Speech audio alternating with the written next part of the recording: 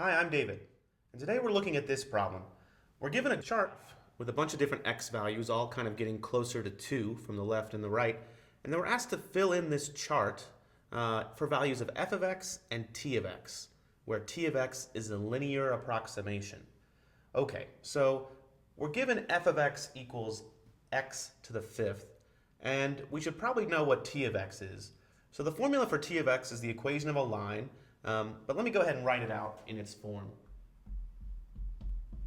T of x equals f of c plus f prime of c times x minus c. You can derive this by using the equation of a line where f prime of c is the slope, and then use the point slope form.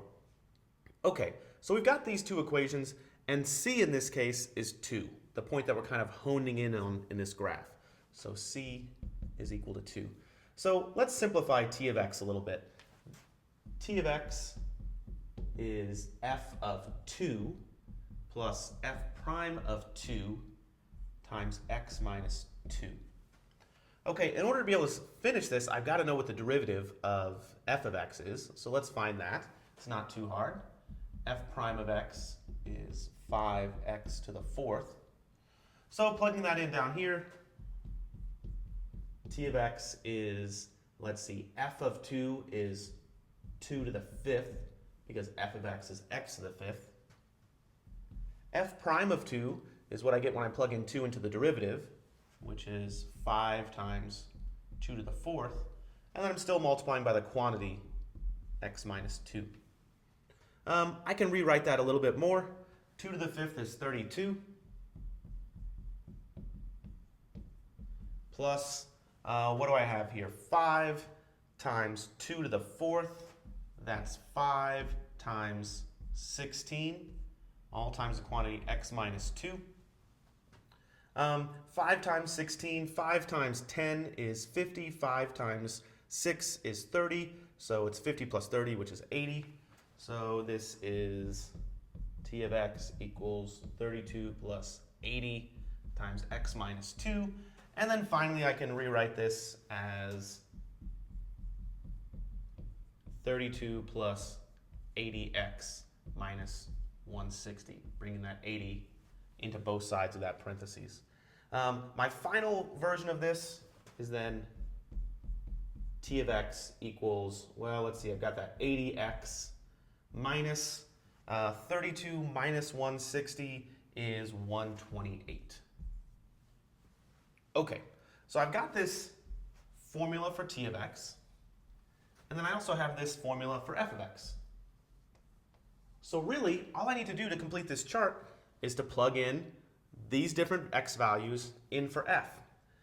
Some of them are pretty easy. For example, f of 2. F of 2 is 2 to the fifth, which is 32. So I'll put that in. T of 2 isn't too hard to do. T of 2 is 80 times 2 minus 128, or 160 minus 128, which is 32.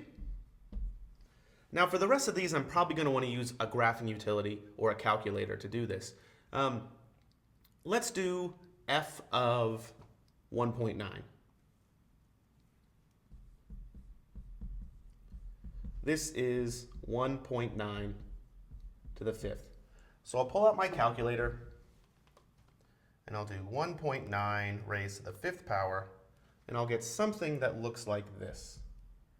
24.76099.